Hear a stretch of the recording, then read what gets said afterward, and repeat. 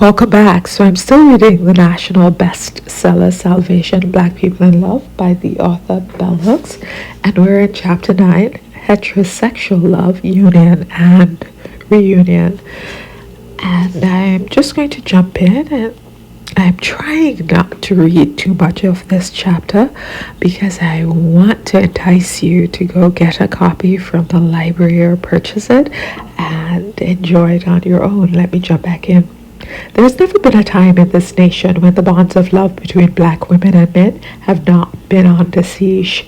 If slavery was not an institution powerful enough to destroy the ties that unite and bind us, we have every reason to hope that bonds of love, of union and reunion will be ever possible between us. Who loves reunions more than black people? However, this does not mean that heterosexual relationships between black women and men are not in crisis. They are. Talk to any black person who was active in the 60s struggles for black liberation, and they will recall that the most packed meetings were those focusing on black male-female relationships. Those were the days when astute black leaders acknowledged the need for there to be ongoing critical discussion about heterosexual bonds, bonds of affection and love that are forged in the midst of profound trauma and oppression, have a resilience that can inspire and sustain generations. I just like to make a caveat that if the trauma and oppression is being caused inside the relationship, those are horrible bonds to sustain, right? And you should be resilient in the face of domestic violence. You should safely try to escape, right? All right. Our history as black people can never be marked solely by the experience of enslavement. Instead, it must be marked by the fusion of circumstance between the free and the bound. So she's saying we have to somehow connect our time when we were free and the time when we were bound, the time we're free now, and the past and the present has to be worked out together in a way that's healing, right?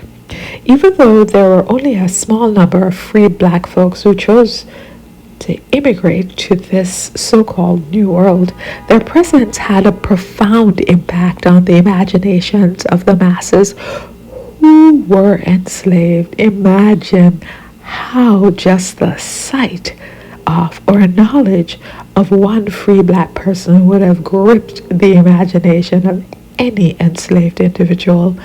Among that small group of black folks who had migrated to the Americas by choice and not by coercion, black males were the majority group.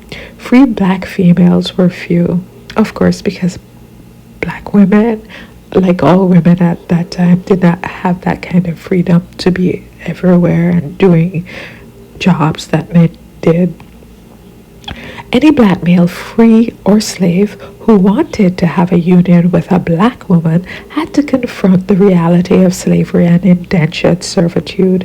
Historically, all unions between black women and men were forged within a culture of white supremacy, wherein all bonding which did not serve the interests of white people was deemed suspect and threatening.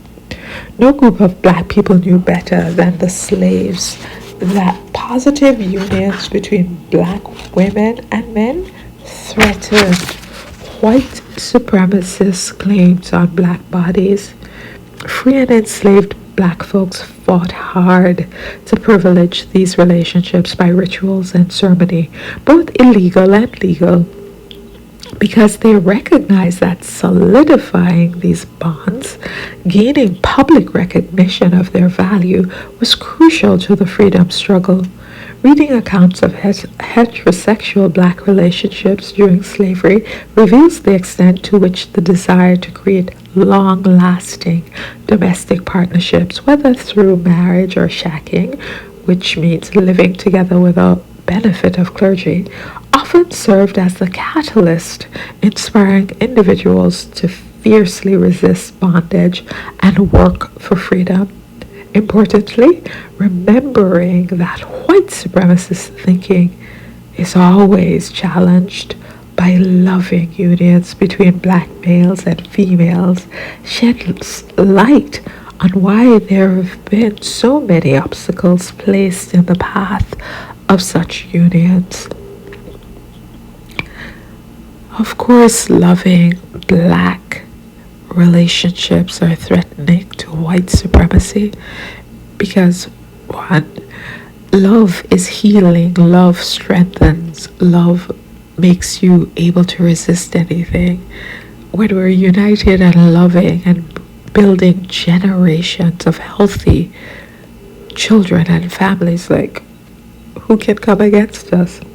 Socialized within the context of the United States to believe that men should be dominant and women subservient, the vast majority of African Americans have held in high esteem a patriarchal vision of family life, despite the fact that the systemic institutionalization of white supremacy and everyday racism made it impossible for the vast majority of African Americans to create family life based on the sexist assumption that men should be providers working to sustain the material needs of the family, and women nurturers taking care of the emotional needs and the concerns of the household. Black people have worked hard to conform to this model. So that was really a very long sentence. And what she's saying is that, listen, the reality don't match with this dream.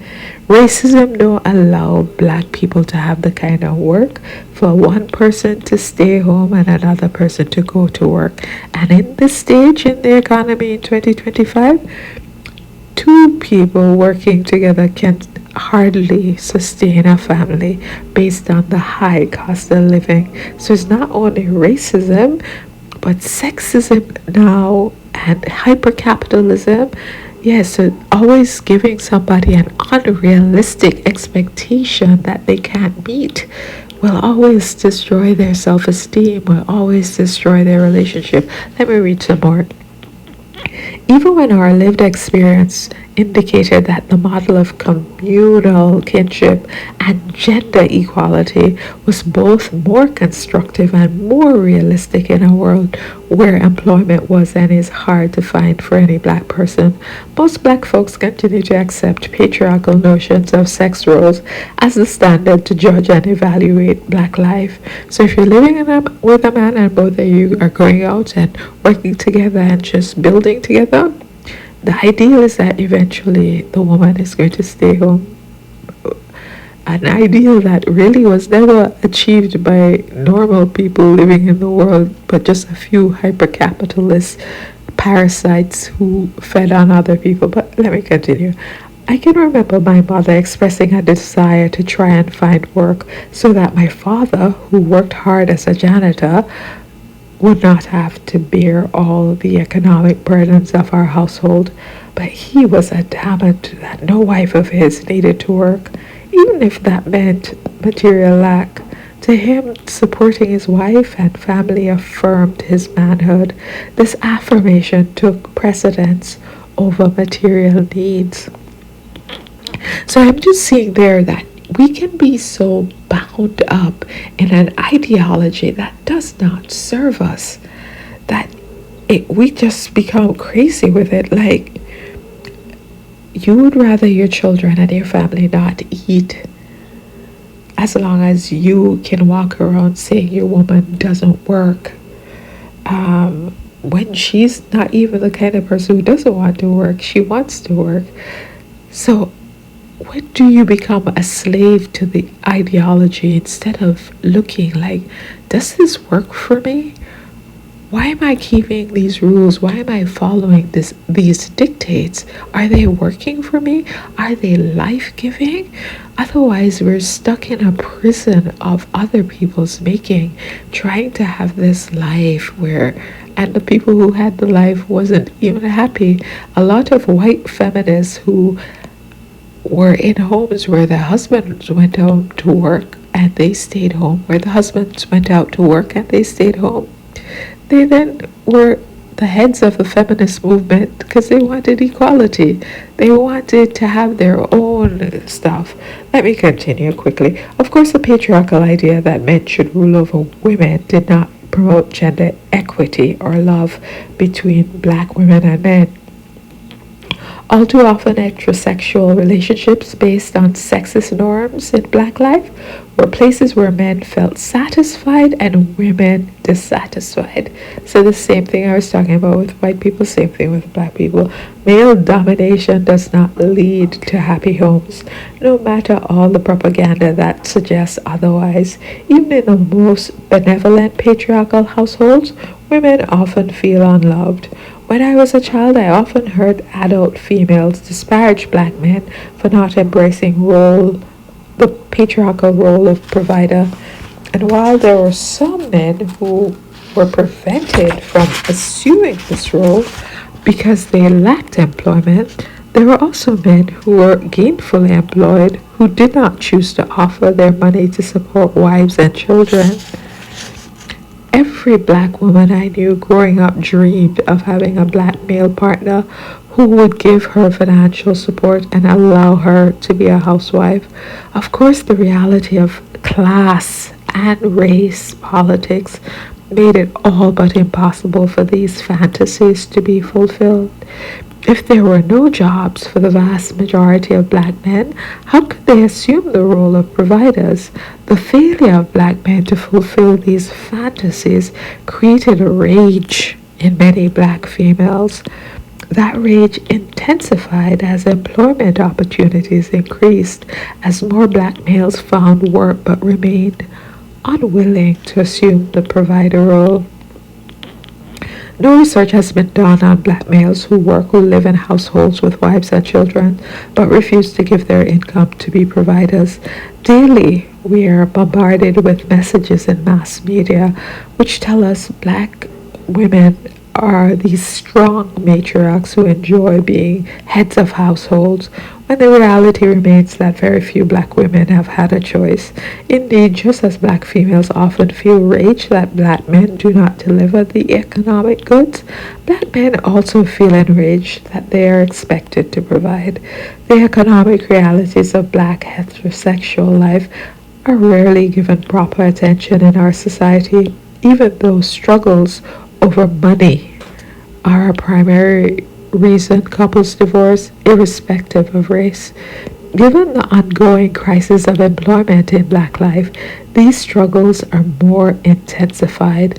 1 in 3 black folks live in poverty, and half of all black children, black people who have the same educational background as whites, can expect to make 82 to 86% of the income of whites.